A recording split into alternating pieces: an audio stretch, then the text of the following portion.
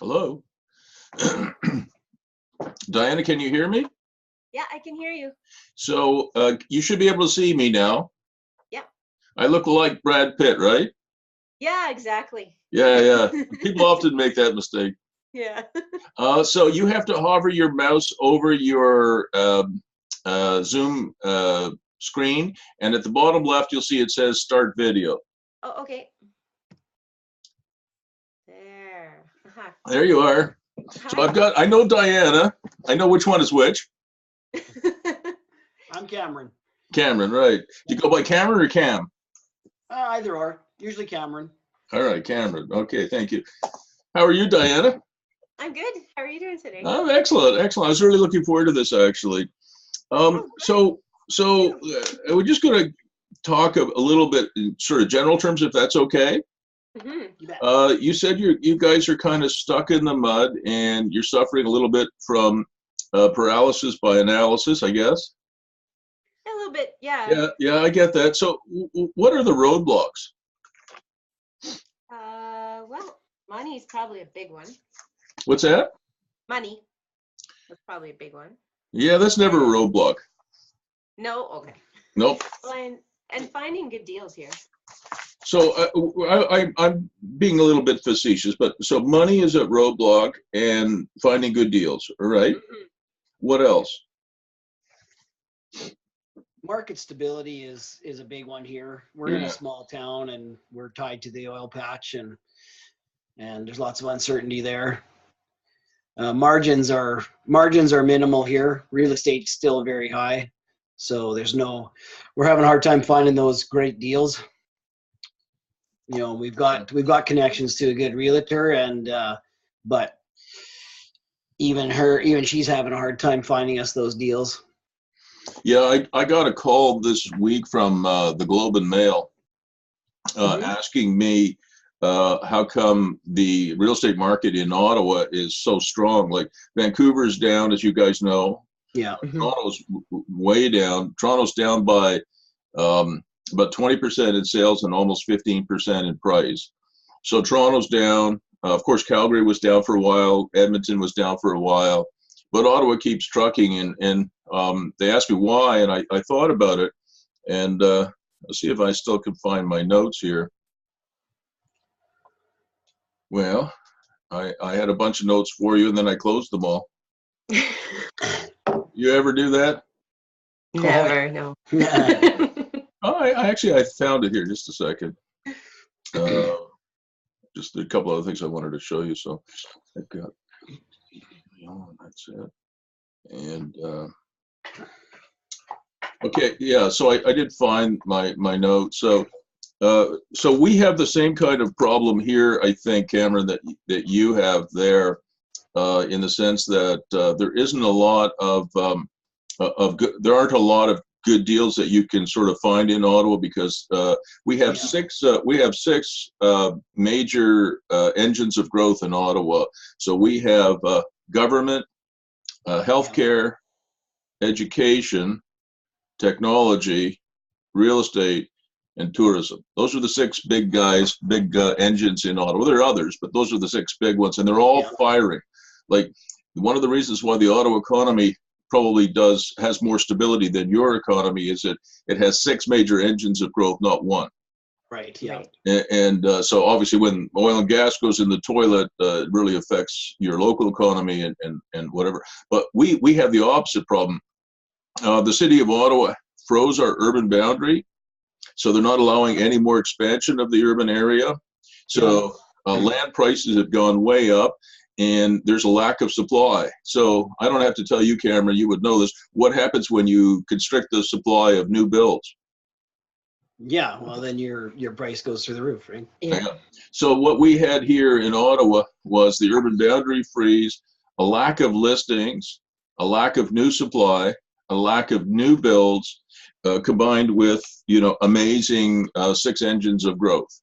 Yeah. Mm-hmm. So we have a little bit of a different problem here than you have, but it led to the same place. Yeah.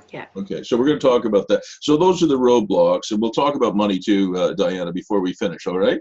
Yeah. Okay. Some of the other things here too, like there's coal mining is pretty big here. Yep. And of course that's under fire. Yep. Forestry is also big here, and that's under fire. The problem is you never know what Trump's going to say today. What's he I going don't to? think he knows. No, I he don't think so doesn't. either. No. Nor does anybody else. You know, he's been compared to a 4-year-old, you know, and Absolutely. Diana, you have kids, right? Yes. How many? 2. Yeah, how old are they? 19 and 16. Oh, okay, they're not little kids. No, not little anymore. Yeah, no, I But guess. they were. Yeah, well, I have 5, right? So I got you beat there. But Yeah, you do. Yeah. But they compared Mr. Trump to a 4-year-old, and then some sort of like child psychologist type person came out and said, no. 4-year-olds know right from wrong. Yeah. Great. And you remember when your kids were 4, Mhm. right? Certainly by the time they're 5, they know when they're misbehaving. Yeah. They do. They just know. Yeah. They're Yeah. not. And they correct you. Even. That's exactly what the psychologist said. Did you see the Yeah. same interview? No, I didn't. Well, she said exactly the same thing, and you know, I had 5 4-year-olds at one point, you know, through that age group, and they absolutely are. But anyway, just to have some fun stuff. First of all, I'm going to send you guys something in the snail mail. I don't know if you can see this. It's Yeah, okay. I can see it. okay. It's on my wrist here. Hang on a second. This is just for fun. There's 2 of them coming your way. Okay, there's a little wristband. Cool. And so, Diana, what's your snail mail address? It is box 30039. That's a long number. 30039. Yeah, in Edson. Yeah. And the postal code T7E1Y2. All right. So box 30039, Edson, Alberta, T741Y2, right? T7E. Oh, T7E. Yeah. Shoot. I wrote a 4 instead of an E. Thank you. T7. No problem. All right. And I'm going to share my screen with you so you can see something. You'll enjoy it, I hope. So you should see in a second here. Can you see a guy going, no? Yes. Right. So this little band that I'm going to send you, 2 of them, and you can wear them or not, it's up to you, but it has a serious purpose. It has 4 words on it, okay? Mhm. One word is the word no. So I give everybody I coach the permission to use that word a lot. So when somebody says, Cameron or Diana, you ought to do this or you ought to do that, and it's not really part of what your core mission is, you have my permission to say, look at your wristband, tap on your wrist like this. Actually tap on it because it changes your brain chemistry, and use the word no. I use that word a lot. So it helps you retain your focus. And then the second word on it is believe or belief. And you can see this little animation going on here. And you know, before you do anything, if you're leasing you know, a space or renting a space or pitching somebody on you know, working with you guys in your construction business, you always have to sort of reinforce that your self-confidence, right? So believe in yourself that you can do it. Then there's another word here that I use a lot, which is verify, right? And the verify thing, and you guys already know this, you should not have anybody in your life. You already mentioned, Cameron, that you have a good realtor and you trust her. That's a really important word in my vocabulary. Probably the most important word is trust. So if you're not sure about somebody, find out, verify them, and if they're not trustworthy, cut them out of your life. And then the last word here, right? Can you see the last word there? Yep. That is particularly important to you guys, because when you're stuck in the mud, if you don't act now, if you don't act, you know, next year will be the same as this year and the same result, right? So I want you to really think about taking action. What's the longest journey? The longest journey is the one you never take the first step. Okay, so you guys are going to get in your snail mail. You get your Prof Bruce bracelets, all right? Cool. One of the things, but we have I've just started distributing them now. Diana, I have about 35% of my clients are female, and they're fantastic. A lot of women have come to the conclusion, your age, younger and some older, that by the time they're in their 60s or 70s, and certainly 80s, most women are on their own. You're aware of that. Cameron, I'm sorry to tell you, but you go to a retirement residence, and I'm sure it's just as true in Alberta as it is in Ontario, and there's 135 rooms there. 128 will be females, Yeah. and 7 will be guys, because the guys are all dead. Right. Yeah. So a lot of women, Diana, have come to the conclusion that they have to provide for themselves, and a lot of husbands as well have come to the same conclusion for their wives, because unfortunately, women are outliving men by decades. Mhm. And so women are going to be on their own, sometimes their 70s, their 80s, their 90s, even into their hundreds. Lots of women now. The fastest growing demographic in Canada are women in the 100 ups. Wow. Wow. It's incredible. So my oldest client is 87, and actually I have one other client who's even older, 93, and both are women, and they're still doing really amazing stuff. So you have a long road ahead of you, and Cameron, you have Yeah. Right. Yeah. sorry, breaking news. Yeah. Right. Eh? Breaking news. All right, so I understand. I read your agenda, so I'm just going to go through it. So I understand the roadblocks, and we'll talk more about them in a minute. And then I guess you guys did some kind of U.S. course. Was it a rich dad, poor dad thing? No, it was basically wholesaling in the US and buy and holds and a little bit about flipping, but what was it called? Response. And how much did it cost you? We spent about $20,000 U.S. on or it. Canadian? Canadian, once we converted it. That's pretty. And then there was all the extra, Yeah. the hotel stays and all that kind of stuff as well. On top of that. How did you find it? It was really inspiring, but as soon as we got out, there was just a lot of things, especially as far as operating business in the US, that they didn't cover. And so when we got out of it, we were realizing, oh, we have to do this and this and Well, this. even just something as simple as setting up a bank account. Can't Yep. do it from Canada.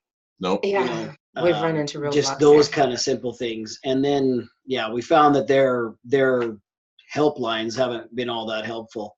Taxation stuff, taxation issues we've Very had. difficult. Yeah. Mhm. So it's been very discouraging. We spent a Yeah. pile of money on it. Not that we didn't learn anything from it, but Yeah. still. Well, you're not the first couple to talk to me about this. In fact, I had a young woman in my office this morning. She did the Rich Dad, Poor Dad course. Cost her $30,000 US.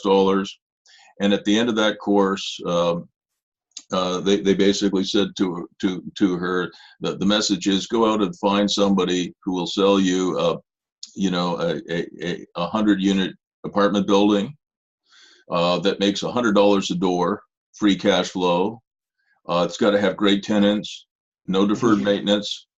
It's going to be worth between $15 and $20 million, and they're going to sell it to you, no money down.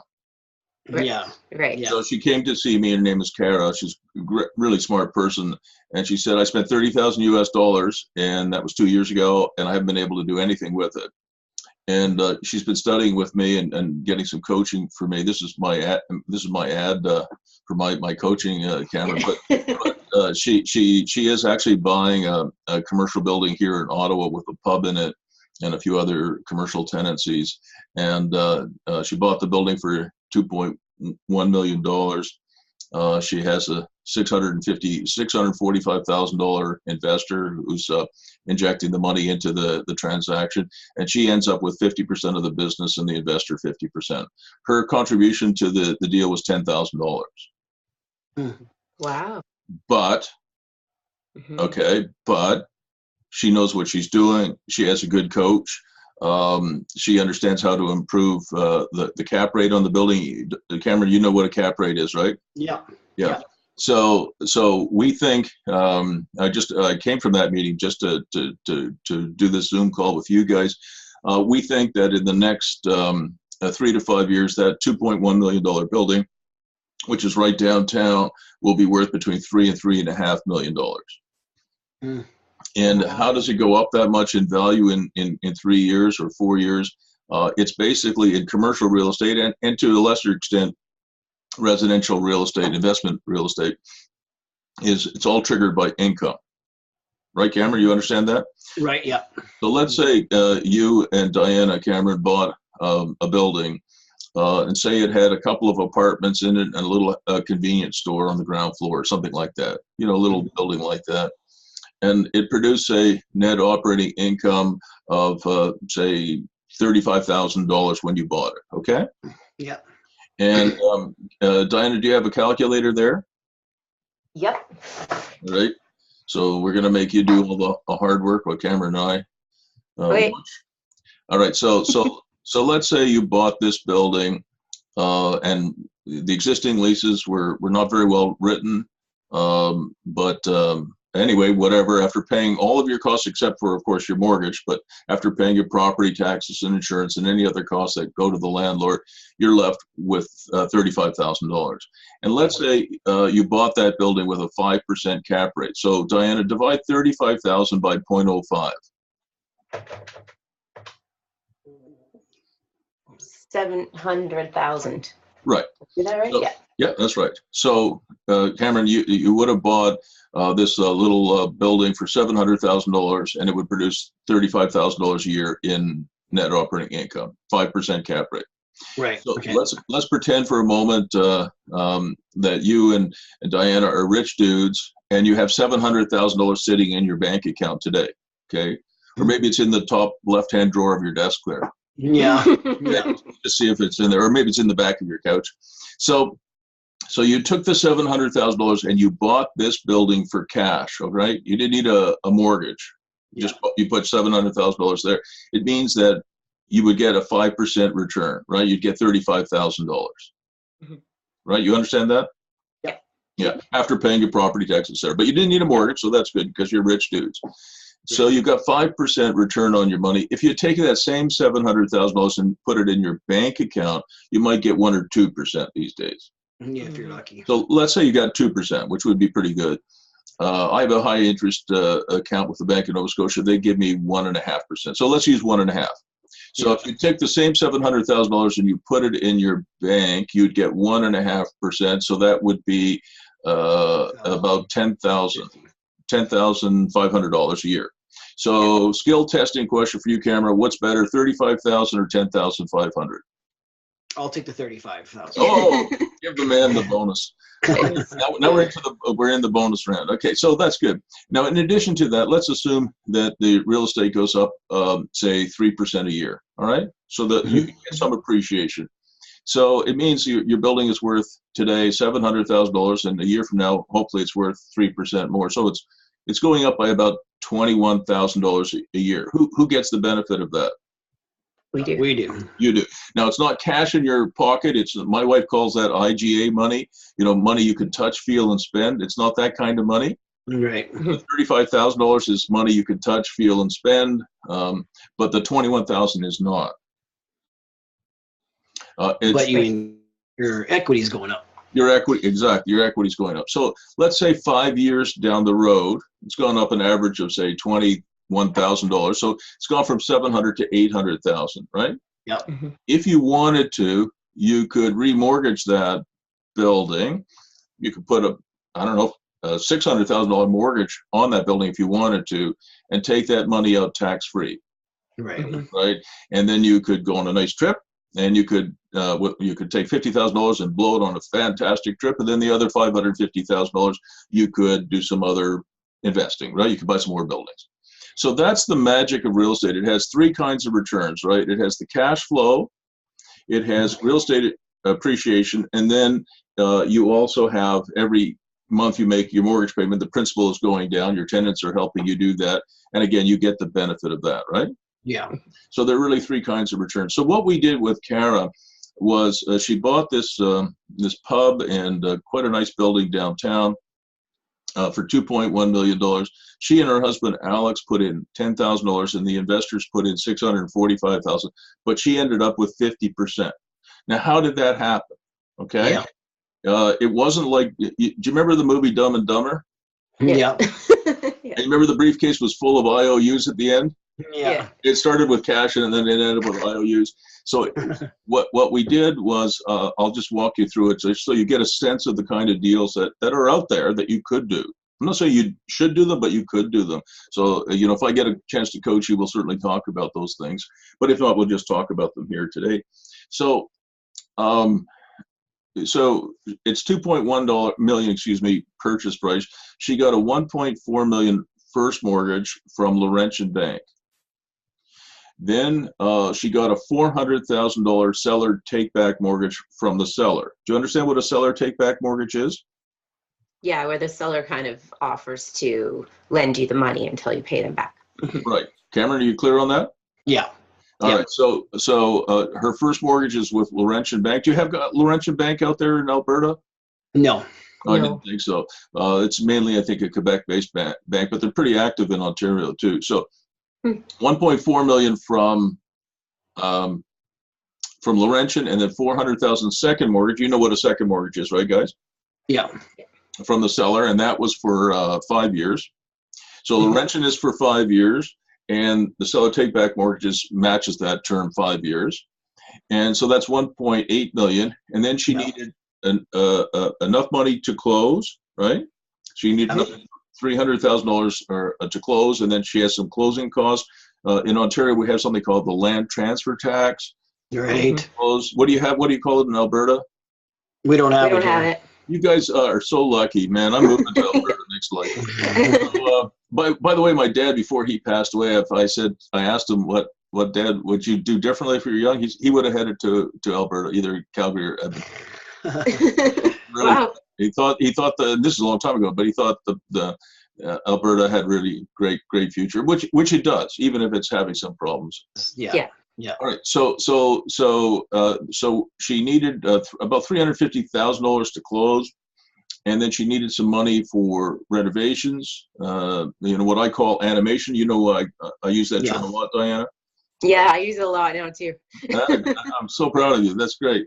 And so she needed some money for animation, and she also wanted to have a reserve fund because things can go wrong, right?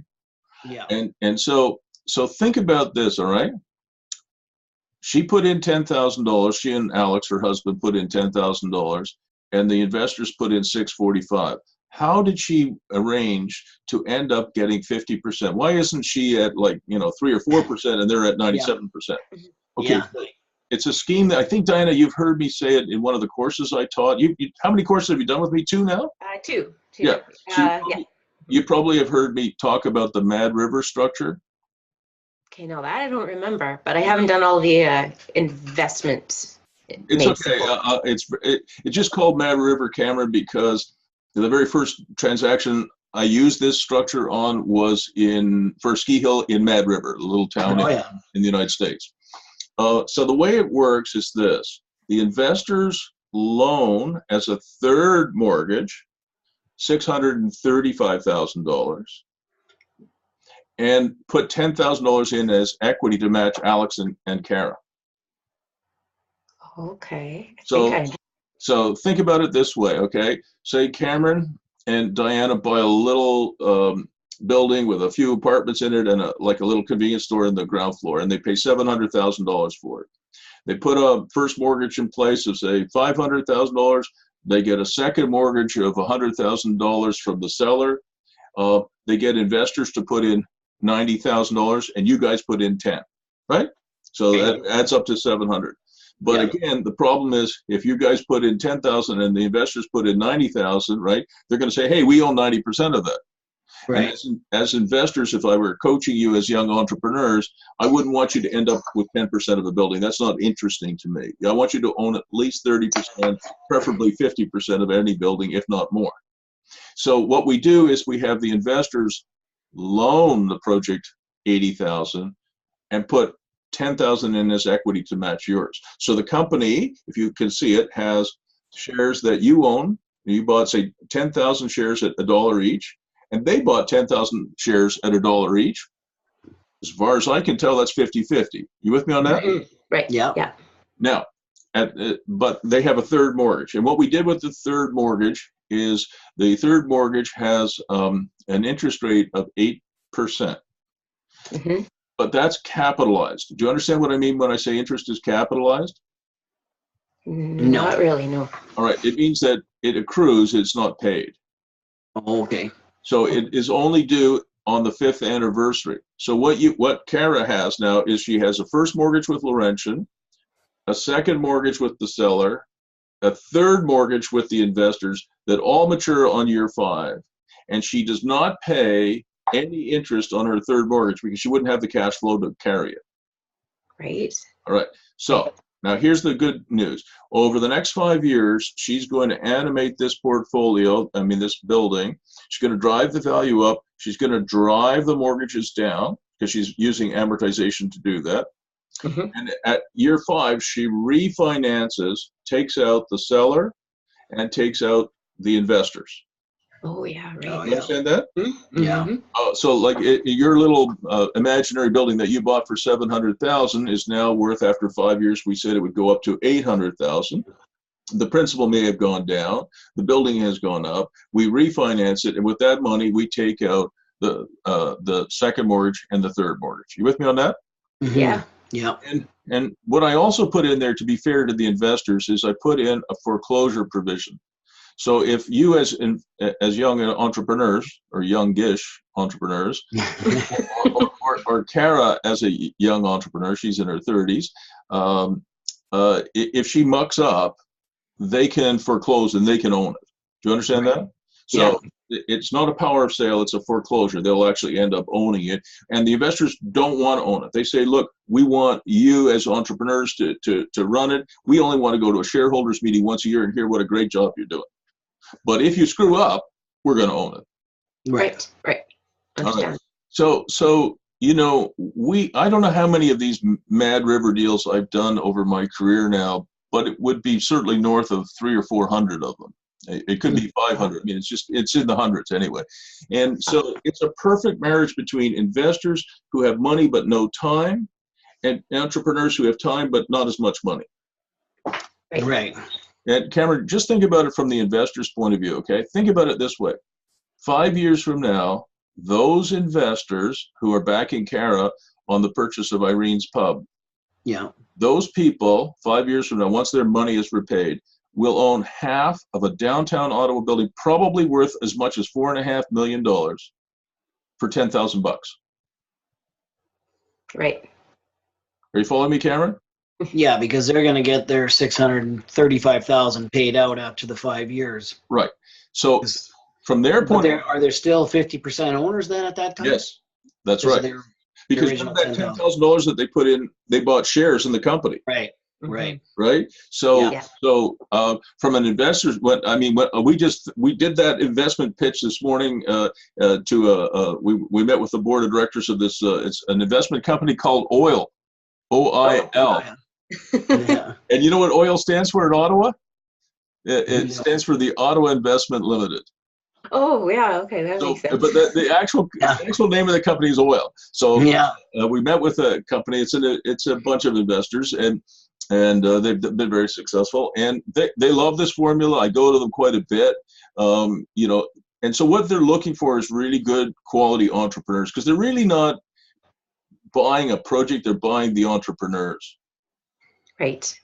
Does that make any sense to you, Cameron? Yeah.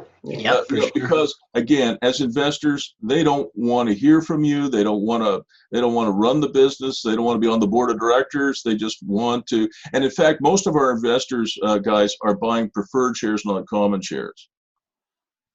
Do you know the difference? Not really. No. Common shares are voting shares, and preferred shares are non-voting shares. Okay.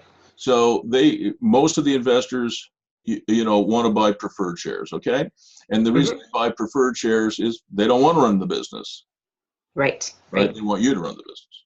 All right. So those are the kinds of structures that work everywhere. They'll work just as well in Edson as they will in Ottawa. And I've used it all over the United States and Canada. I haven't done any deals in Europe, so I can't really say if it would work. But I have people I coach in Stockholm, in the United States, in Australia, a couple in New Zealand as well. So it works pretty much everywhere, although I haven't really done any deals in Europe.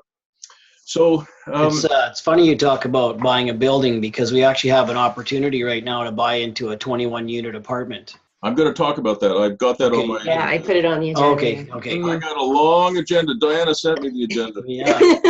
So let me just work through it, okay, Cameron? Yeah. All right. So one of the things that I coach people to do is to buy properties within an hour of where they live.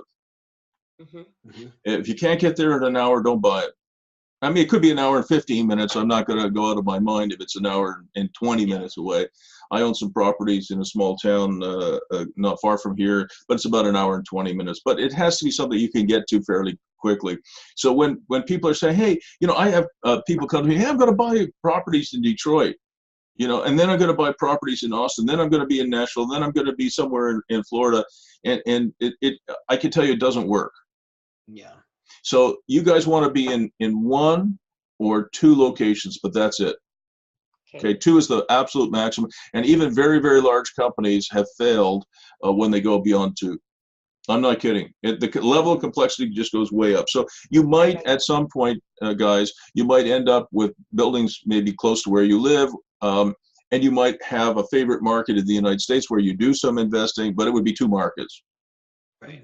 And the reason it would be in Arizona is because you want to spend 3 months a year there or something like that. You with me? And I'll let you guess which months those are. Yeah. I understand that Edmonton just set a record 167 days in a row where the nighttime temperatures didn't go above 0. Yeah. Yeah. That's right. 167 days in a row. Yeah. Yeah. Wow. All right. So so Diana, 1 or 2 locations, and if it's anywhere close to you, it's got to be within an hour, plus or minus. Are you taking some notes, Diana? I am. Okay, because you paid $1 million for this. Yeah. We'll get some benefit from it. And thank you for that, by the way. So the other thing is that you want to buy properties, if you can, that have, my target everywhere is 6%. If the cap rate sitting there in front of you is not 6%, you really have to wonder. And I'm going to share my screen with you again here in a second.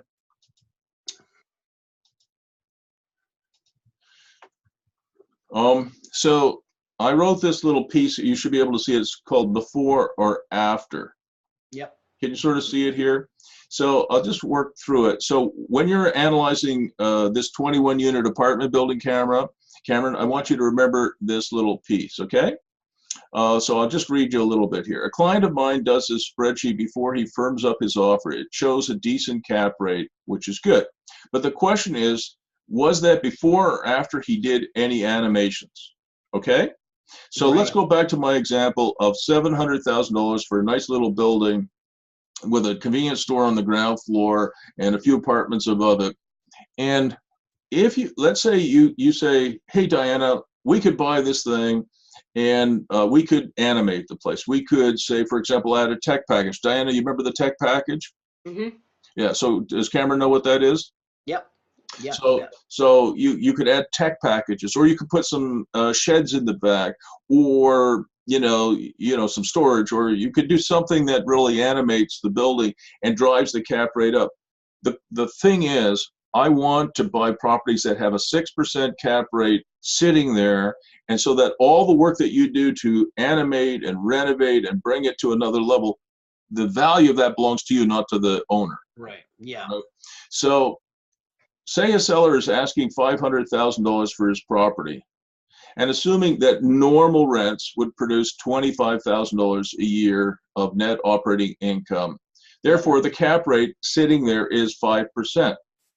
But I want him to have a 6% cap rate. So what he should offer is not $500,000, but $25,000, which is their net operating income right now, divided by 0.06. Which is $416,667, not $500,000. We do this analysis before we might put in an offer and tie up a building. You understand the concept of tying up a building? We might do that, but we want to make sure that once we've looked at the income from those 21 units, for example, that it is truly producing 6% cap rate sitting there as it is. If it's only 5%, you're paying too much. So you already know this because I'm sure your real estate course would have told you make money in real estate when you buy, not when you sell. Yeah. Mm-hmm. So if you overpay for real estate, I don't care whether you're in Edson or you're in New York City, you're in real trouble. So this is a good test for you. And after we finish, I'll send you this little piece of paper. Okay, Diana, it'll be on your email. All right. So that was the next thing I had for you. I wanted to show you, just to give you some ideas of what can happen with a building, and I'll see if I can find it on Google Maps here. So this is one that we've been animating yesterday, or this last little while here, and it's in Gatineau, Quebec. Do you know where Gatineau is? Yeah, just across the border from Ottawa. Right? Yeah. So Cameron, this is Ottawa here, and I live in sort of around this area somewhere over here. Can you see it? Yep. And this is the Ottawa River, and Gatineau, it used to be called Hull, but it's on the other side of the river. It's in another country called Quebec. Yeah. All right. And there's I have lots of clients there, and they're wonderful clients, and it's been fantastic. So this is we call this 60 carillon. English would be carillon or something like that. 60 carillon, and I'll show you what the building looks like. Okay, can you see it? Yep. Yep. Okay, it is a very, very plain, ordinary building in in a little town called Gatineau, which is not really very sexy. Is that okay to say? Yeah. All right. And what it has is right now it has 3 apartments here on the ground floor. Mhm.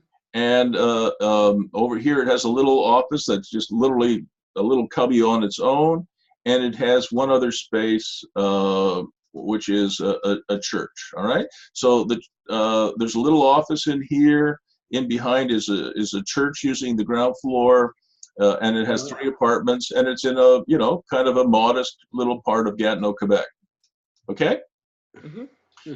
And so when I tell you what we've done with it, you're going to, I think, be truly amazed.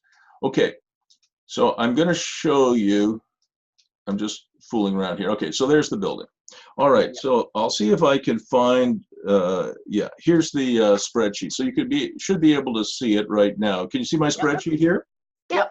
Okay, so it's owned by a young couple, again, about your age, maybe a little bit younger, Eric and Sarah, okay? And I'm going to go back over here to the map and just look at it again. So right now, the church is paying $1,000 a month for their space, and each of these apartments are paying $700.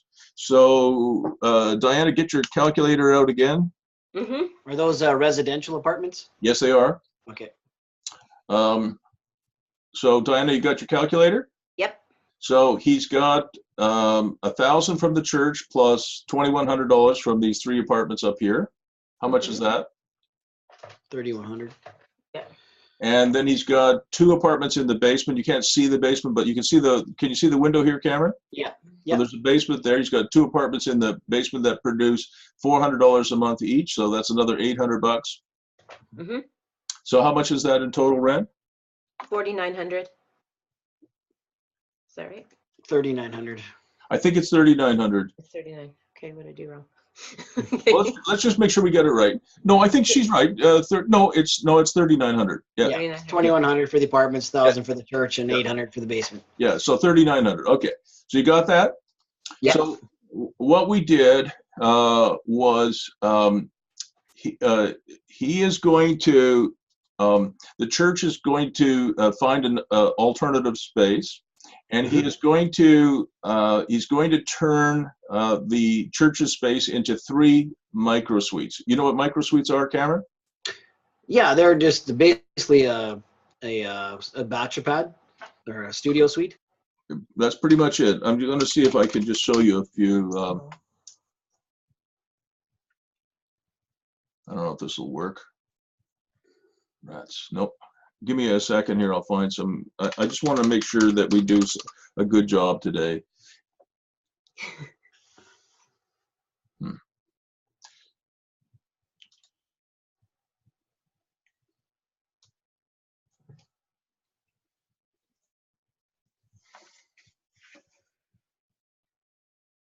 Rats. Okay. Give me a second. I'll find something because I just want to make sure you have a visual picture of them, because it is the hottest trend in it's the hottest trend in real estate anywhere in the world today. Oh, I just I couldn't find it. I'll show you what they look like. Yeah, I want Cameron to see it. So Cameron, I don't know if you can see now what I'm talking. So these are micro suites. It is the #1 trend in the world today. And the reason for that, and that would be just as true in your neck of the woods as it would be in New York City or Boston or Seattle or Toronto or Vancouver. The reason for that is that when I was a kid, young fella, you know, I lived in a house with 4 other guys while I was going to school, so we were all roommates, and we got along pretty well. But most of the time, within 2 or 3 months, when you have roommates, they start to argue, right? You drank my beer. No, I didn't. Diana, it's your turn to clean the bathroom. No, I did last week. It's your turn this week, Bruce. So within about 2 or 3 months, people are arguing. So the hottest trend for students, for young people, for workers is not to be roommates anymore. You know, even if you're an oil gas worker, you know, you can get pretty friggin' frustrated. If you're a clean freak and your roommates are not, it's frustrating. So micro suites are the thing. So here's a few that this is my favorite, but you can see that, you know, some of these micro suites are really, you know, well thought out, well laid out, and they're hugely popular. All right, so I'll just whip through them a little bit, Cameron, so you get a sense of them. So just like an IKEA showroom. There you go. Yeah, that's right. All right, can you see them okay? Yeah. Yep. I'm going to talk about this project later on. Okay, so that's enough on micro suites for now. Okay, so let's go back to where we were a few minutes ago. Okay, so I went through 60 Carillon yesterday with Eric and Sarah and a couple of my guys here in Ottawa who do portfolio and property management. And what we saw in the basement was a phenomenon. It is a concrete basement with high ceilings and built. It's so well built, that building I was talking about, Carillon. Yeah. It's so well built, Cameron, that if you were here in Ottawa and there was a nuclear attack by those crazy Russians, we're going to go there. Yeah. I swear to God, this thing is a bomb shelter. It's built like anything. So what we're going to do is we're going to kick the 2 tenants out from the basement who are paying $400 each, and we're going to turn the basement of Carillon into 13 workshops or maker spaces. Do you know what a maker space is? I do, yeah. No. I took the course. Sorry, I'm talking, you know, some other kind of language here. I apologize. So maker space is just the millennial term for, you know, for what you and I think Cameron would call workshops. Okay. Mm-hmm. Yeah. And yeah, you could quilt there or paint there or build little things there or. Yeah. So I think I actually have some that I can show you. Yeah. So this is another group of mine. It's called the Old Post.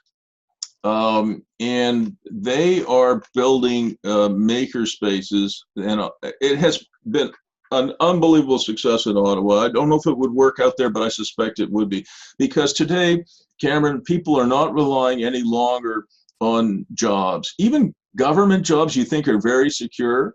In Ottawa in the early 90s, 20,000 civil servants were laid off. We were going bankrupt as a country in 1994. Yeah. And Mr. Chrétien became prime minister back then, and his finance minister, Paul Martin, they laid off 20,000 civil servants. So even if you're a civil servant, you want to have something. So what people are doing now is an unbelievable number of people have a personal business for life. You guys have that already in your construction company, but people, it's an incredible number of businesses. And many of the startups, guys, are people over 40 and over 50. Because once you're over 50 in a job, the employer's trying to shove you out the door. Mm-hmm.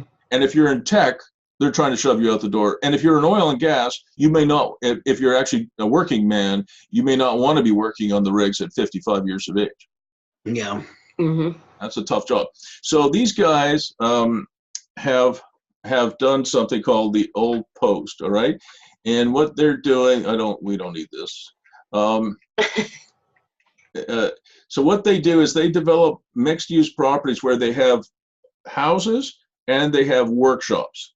The modern term is makerspace, but it's just a glorified workshop, okay? Mm-hmm. And I'll just roll through this because I want to show you what they're actually doing. I just want the pictures, all right? I don't need all the description. So this was their very first project where they bought a house like this, which they turned into 2 apartments. And the ground floor has a co-working space. Do you know what a co-working space is? Yeah. It's where people can come and drop in and, you know, with their laptop and have a coffee and find you know, a workstation. So they've got co-working here plus 2 apartments, and then they have this fabulous garage that's insulated. And what do you think was the very first to rent? Was it the house and the co-working space and the apartments? It was this thing, because there are any number of people who have small businesses, right? And they need workshops. So that's what they did. I don't need all this. Sorry, I'm going to go through it. This is just the history stuff that they were doing. So forgive me while I whip through it. That's all right.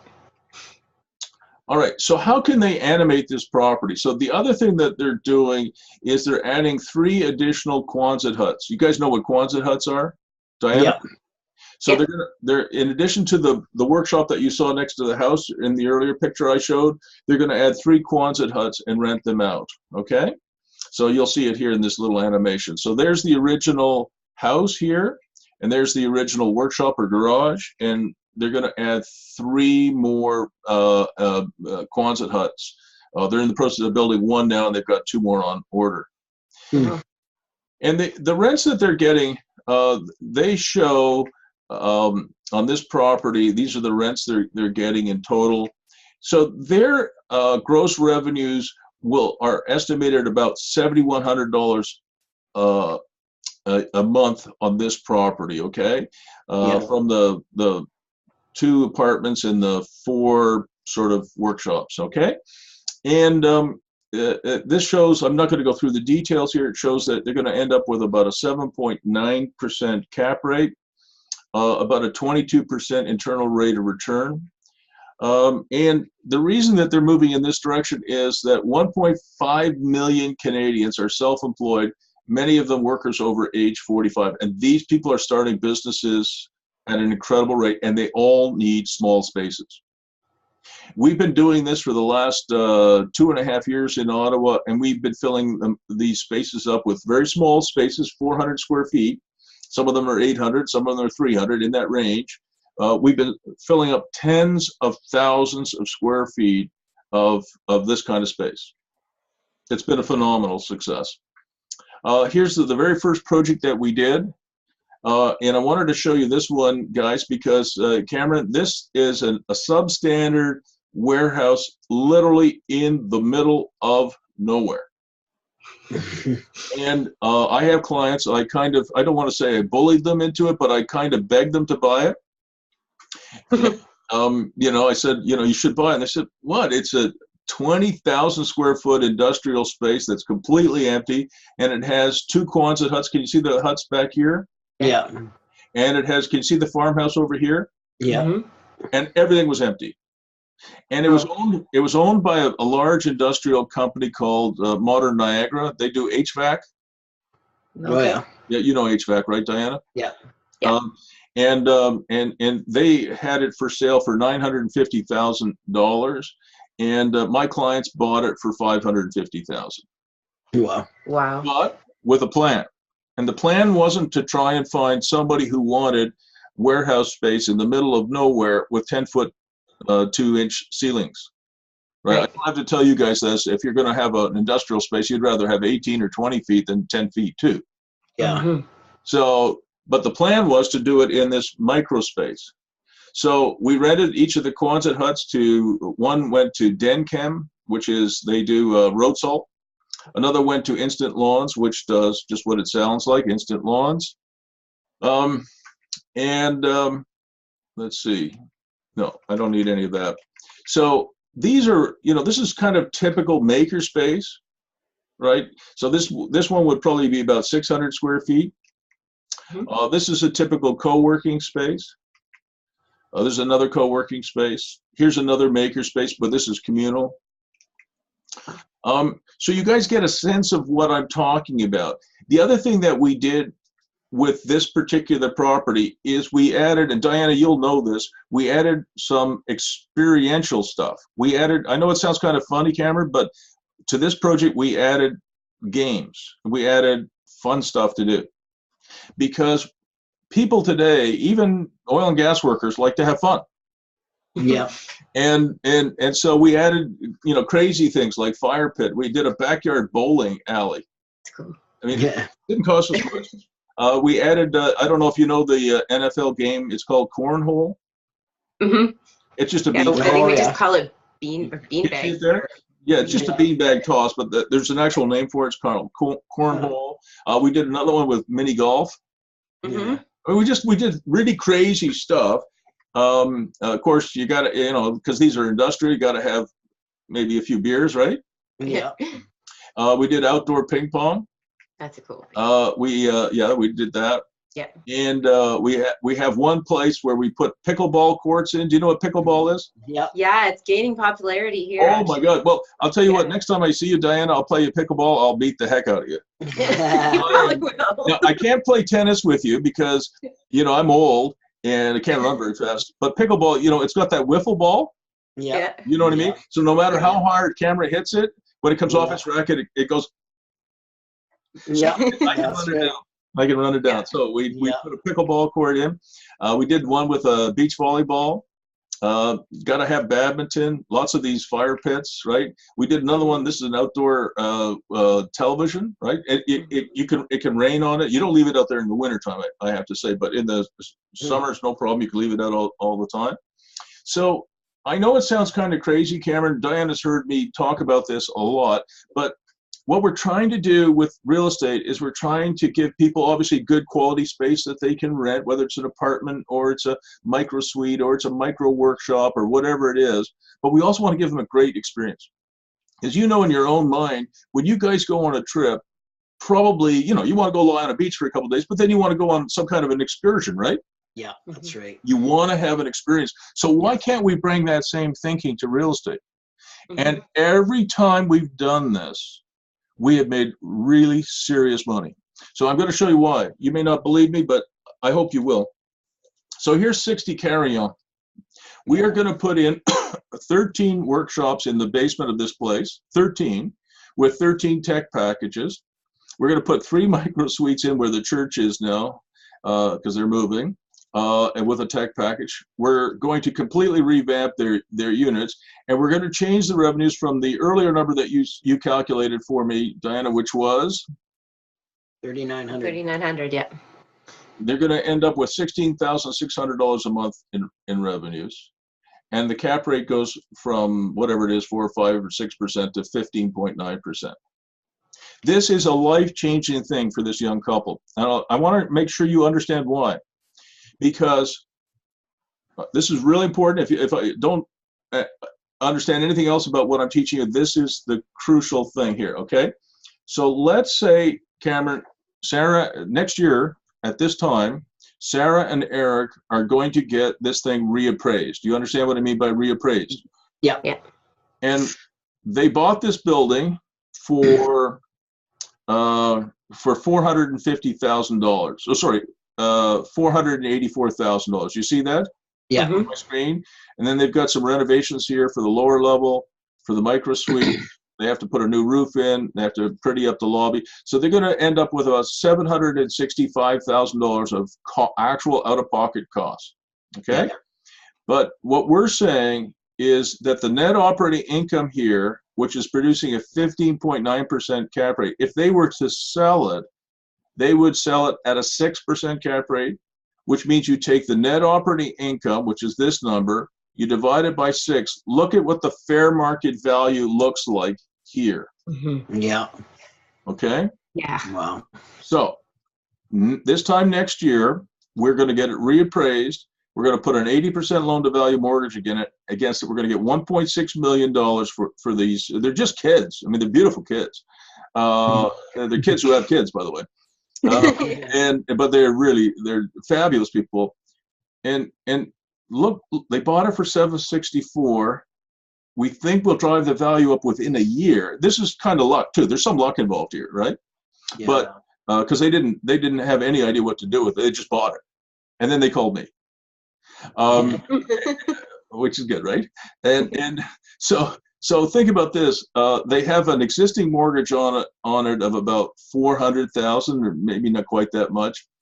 We'll put a mortgage in place of about 1.6 next year. They'll obviously pay off the first mortgage that they have and the second mortgage that they took out to pay for the renos. And they will have, we think, about $1 million of tax-free cash in a single year.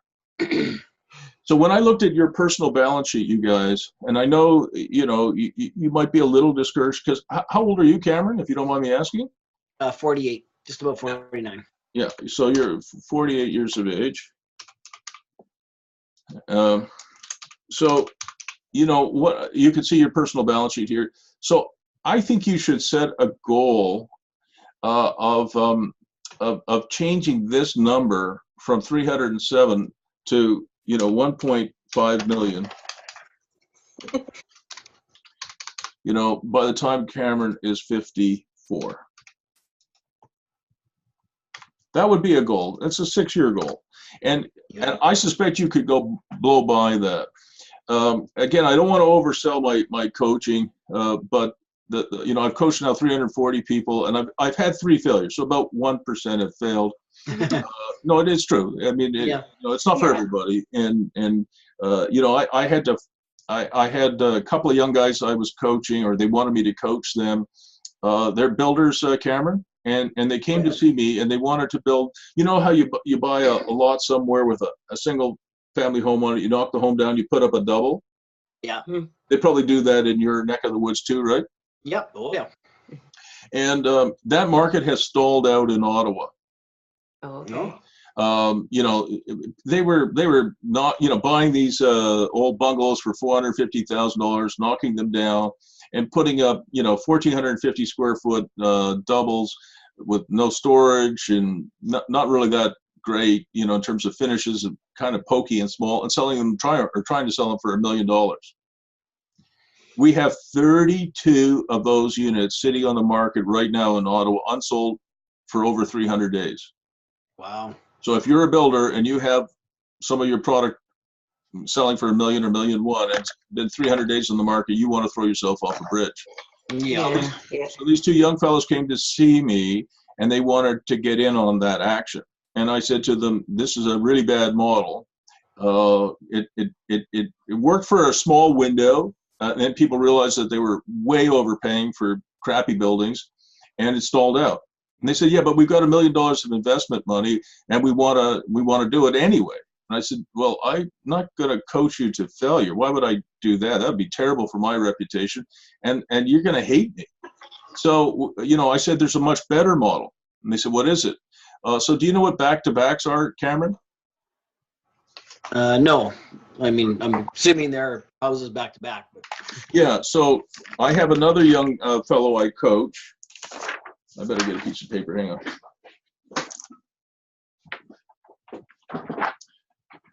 So I'll just draw it for you.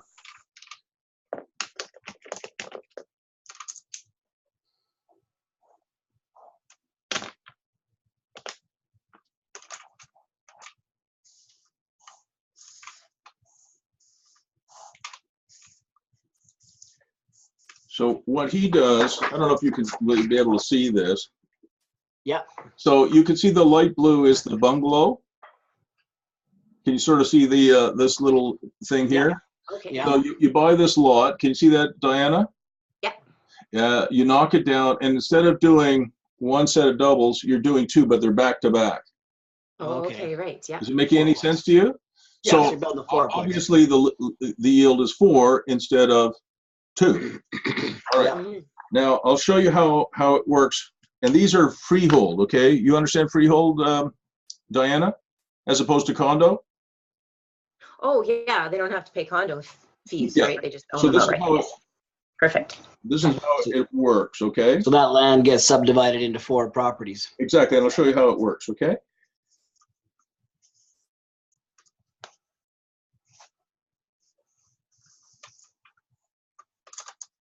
So what you end up with is this lot here, lot number 1, has its street frontage here. Can you see that?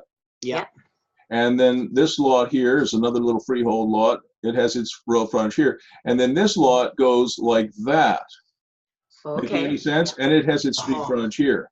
And then this lot goes like that. Wow. Okay? Great. Okay. All right. So I showed them this model.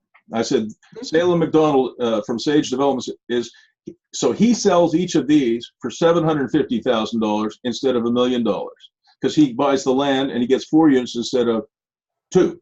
So if you're a home buyer in Ottawa and you can get exactly the same thing for $750,000 that other people are selling for $1 million, what are you going to do?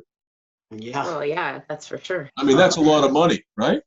Now the model's getting better. So in addition to that, Diana will know this, in addition to that, what Salem is now doing is he's putting in a basement flat in each of these. Mm-hmm. All right, Cameron, you understand? Yep. That's Yep. an animation. So Yep. what it means is that if you and Diana owned one of these nice units, you'd have a basement apartment, a 1-bedroom basement apartment here that pays you in Ottawa $1,200 or $1,300 a month in rent. That helps you pay your mortgage, right? Yep. And it gets better. Do I sound like a Veg-O-Matic salesman yet? So in Ottawa, we legalized coach houses. Do you know what a coach house is? It's like a granny flat. Yeah. Okay, so this lot and this lot are big enough to have an independent little 2-bedroom coach house in the back. So the person who buys this thing here ends up with a house, a basement apartment to rent, what's called an in-law suite. You guys know an in-law suite? Yep. And a coach house. Yeah. So this is a model that I call the give a person a fishing rod, not a fish. Yeah. Yeah. It means that, like my daughter, I have 5 kids, and one of my daughters, we helped her buy a house with a basement apartment. So she can live in her own house. It's a double with a basement apartment. She can live in her own house, which is a 3-bedroom, 2.5 bath, very nice looking house for $600 a month. Yeah. And she owns it, right? Because she gets some rent from the lower level. Yeah. And in this one over here, by the time you get the rent from the lower level here and the coach house, you're probably living in your own house for free. Yeah. Yeah. That's a good price. Yeah. Yeah. So I explained to these guys, these young guys who had $1 million of investor money already lined up, this is the model that Salem is doing. And this is a young man, Salem McDonald, who makes between $700,000 and $800,000 a year without killing himself. He does 1 or 2 projects a year. That's it. A very successful, high quality builder.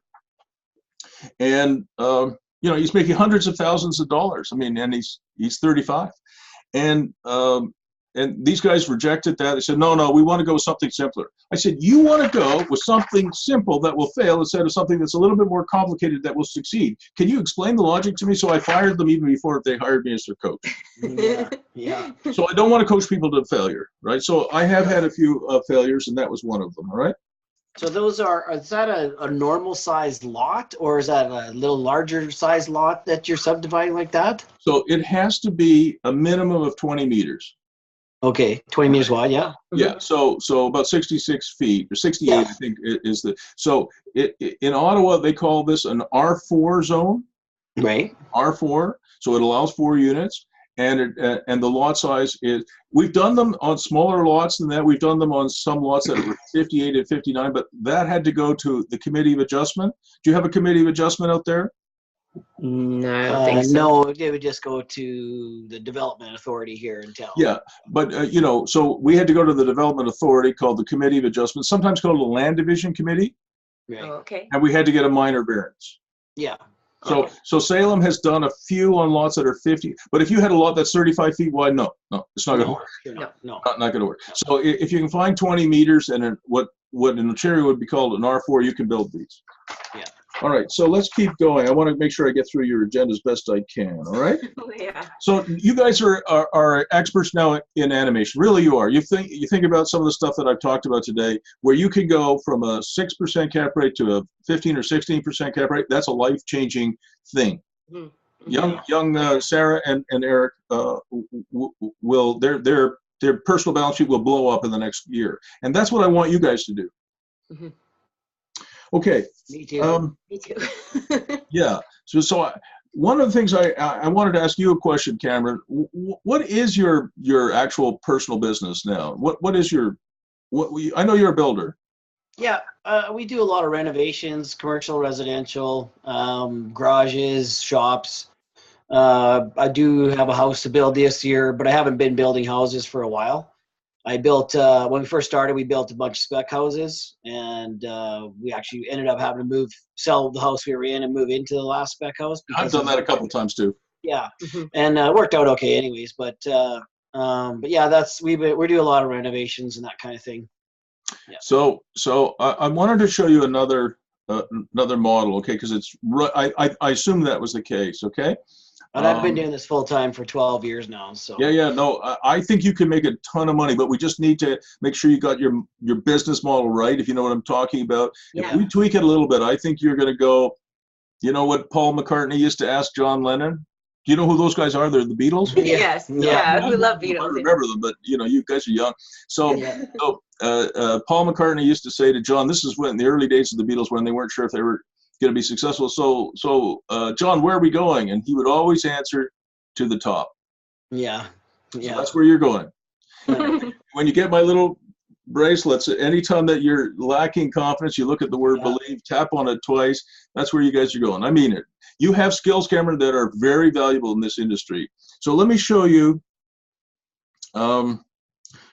Geez, did I close it? I might have. I think I did. I want to show you one more product, because I have a client. His name is Habib Rahimi. He's from Iran. He's a wonderful man, and he loves Canada. I can tell you, he was a prisoner of the palace guards or something like that, and he was tortured for 2.5 years in Iran before he finally escaped. So he when he came to Canada, he said, I can't believe you have a country here where you can find a girl and get married and make a living, and nobody's trying to kill you. Yeah. It's incredible. He loves this country. So let me just see if I can find this model that Habib is working on. And it's working really well. Just give me a second here. Where did I put it?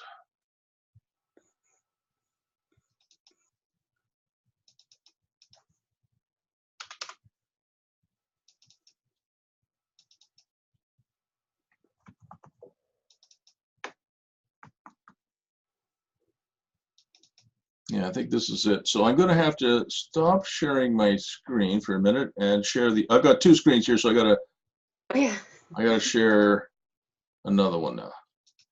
So you should be able to see 255 Pressland. Yep. Okay, so this is again a micro suite development.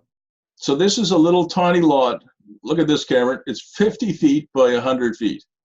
Wow. Short. All right, it's just a teensy little lot. Yeah. And it has, believe it or not, 15 units. Wow. So this is the building. It's 3 stories. And all 15 units are micro suites. Now, Diana, do you remember I talked about manufactured walkout condition? Yep. So Cameron, you may not know what that is, but you can see even the basement units. You walk down here. Can you see? Yep. And You bet. You've got a beautiful little area down there. You can put a picnic table and a barbecue there, and you've got a wall of glass. Is it making sense to you? Yeah. Yeah, you bet. So even the basement units have a feeling of being ground floor, even though they're in the basement. Yeah. And they have Daylight. there you go. Yeah. This is kind of what the building looks like, and I'll have to find some more earlier versions of it so I can show you the floor plans. So this is an earlier version of the plan, so not as colorful as the one you just saw, but now you can see the floor plan. So the floor plans are only between 250 and 278 square feet, right? Wow. They all have their own individual access and ingress from the outside. They all have their own balconies, right? Because we're cooped up in Alberta and Ontario for 6 months a year. It's got a little bit of parking, not a whole lot of parking because it's pretty small. The units on the ground floor are as small as 200 square feet. Wait, and I'll show you. Now we're going upstairs. So the ones on the top floor actually are bigger. They're over 300 square feet, and they have a clear story, so they have a little bit of a loft. You'll see here. Do you see the loft here? Oh yeah. Oh yeah. And so, that's what you end up with, a little bit of a mezzanine. All right. So do you see it in this picture here? Oh yeah. All right. Yeah. So and here you can see a little bit better of how these basement units work. Oh, yeah. Okay, can you see that, Cameron? Yep, you bet. All right. So each of the, so think about this. These micro suites are for young professionals. They're for the ones on the ground floor are for elders because there's 0-step entry. Yeah. You understand 0-step entry? Yep. Okay. So these buildings will work for elders. They will work for young professionals. They will work for students. They will work for oil workers. And what's beautiful about them is when you come home, it's your stuff in the kitchen. It's your turn to do the bathroom because nobody else is cleaning the bathroom. And if the dishes are dirty, that's your fault. Yeah. And if I told you how much the boys get for each one of these, you won't believe it. They get $13.50 for the base rent. $12.50 for the base rent. About $140 for utilities because utilities in Ontario are insanely high, and $95 a unit for tech package. They're getting $14.75 a door. Wow. That's incredible. So the cap rates on this are between 10.5% and 11% new construction. Right. Yeah. Wow. So the what I've done for Habib Cameron is he has a couple of rich Persian friends. Mm-hmm. Like from Iran. Yeah. They don't want to go back to Iran. Trust me, they love Canada. So, this is about a $1.7 million building in Ottawa. Probably would be less out in Alberta, but it cost the boys about $1.7 million to build. Yeah. They bought the first site for $240,000, just the lot. Yeah. So it's about a $2 million build, and they needed Habib needed $650,000 of equity to do this. And so again, he got his rich Persian friends to loan him the money, the Mad River thing. Yeah. And Habib owns half of the project. The investors own half of the project. Habib has put up none of his own money because he's an immigrant. He didn't have any money, or not a lot. Yeah. So the investors put up $650,000. It's a loan, so all of it comes back. Habib owns 50% of the project. The investors own 50% of the project, and their model is a little different. Diana, I said buy and hold, but sitting on your left is a man who's a professional builder. Yes. And so your model, Cameron, I think is going to be a little different. Okay, and Habib is a professional builder. Like he and his sons they're quality builders. I've used them on projects. I can verify that. Remember verify? Yeah. Great. So just hear me out, okay? So every business needs a cash engine. So the thing that's missing from all of the other real estate trainings you've ever had, Diana, is they don't understand that even if you got $100 a door, how many friggin' doors do you need to own before you can make a living? Yeah, I know. Exactly. Say you get $100 a door and you own 6 doors. You go, oh my God, we own 6 doors. Cameron, let's party. You got $600 a month. Well, you can't live on $600 a month. Yeah. It's just ridiculous. So you need a cash engine. So what Habib is doing is he's going to build 4 of these, keep 2, and sell 2. So think about this. So he builds them at $2 million. And Diana, get your calculator ready. Okay. Okay. He builds them for $2 million, and they produce a 10% cap rate. Okay. Okay. So without even knowing what his net operating income is, can you figure out what he could sell them for to an investor at 6%? 6%.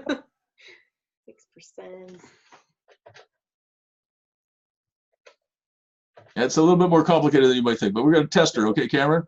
I'm trying to do the math too, but $3.33 million. Uh-huh. Something like that. Touchdown. So we think he's going to make about $980,000 a building that he sells. That'll be the money that they'll be able to put in their jeans. Half of that goes to the investor, right? So the investor gets his $650,000 back, and he gets another about $490 of cash just from the profit. And Habib and his boys, they get paid to build the building, right, Cameron? Yeah, that's right. That's yeah. not free. Yeah. Right. And they get 50% of the profits. Now, so think about this, guys. If they build 4 of these, and so just to make the numbers easy, say they make $1 million on selling each of the 2 that they sell, that's $2 million in profit. He only needs $650,000 in equity to build each one of these. Yeah. You can see it won't be very long before he doesn't need a partner, No, Yes, that's right. no, for that's sure. right? So one of the things I was going to mention to you today, Cameron, because I knew you were a builder, because your wife, told me that. One of the things that I was going to say to you is, I think you should take a little bit of time to think about a model that I call create your own customer. And if you could come up with a product, I don't know what it is, but if I get a chance to work with you guys, we're going to take a little bit of time to find the right product for you, for your market, that is going to produce cap rates of between 10 and 11%, so real money. And your job will be to build, 4 of them, sell 3, keep 1, or something like that. Do you understand what I'm getting at? Yeah. But you have to have a product that's different, right? You can't just be doing a Me Too product, because I don't have to tell you, I know the home building business real well, and their gross profit margins are 13%. You make some money, but you work so friggin' hard for it, you don't really make enough. Yeah. So Yeah. you've got to find a product, and I'm not sure if the 21 unit apartment building with 3 partners is the direction I would go, because I think the best number of partners to have, Cameron, for you and your wife is 0. Yeah. And so if we could find the right product for you that you love, that your head says, oh my God, this is going to work, and your heart says, oh, I love this product, and your gut, your instincts say, yeah, I can make this happen, and you find the right product, and I don't know what it is yet, but we could probably find it. It might take a month or 2, but we'd find it. Then you will find investors will pop out of the woodwork to help you make it happen. And then you are going to build 4 or 5 or 6 of them, sell however many you have to make a pile of money, and then you're going to do it on your own. Yeah. And you're 48, so now's the time. Don't wait till you're 66 like me. That is too late. Yeah. That's what we're figuring out. That's for sure. Yeah. For sure.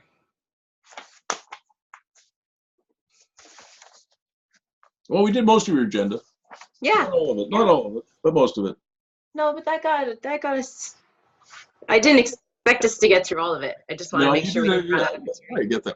So anyway, I'll give you my pitch. I'd love to coach you guys. I do charge $1,500 a month for coaching, but I would charge you half that if you wanted me as your coach.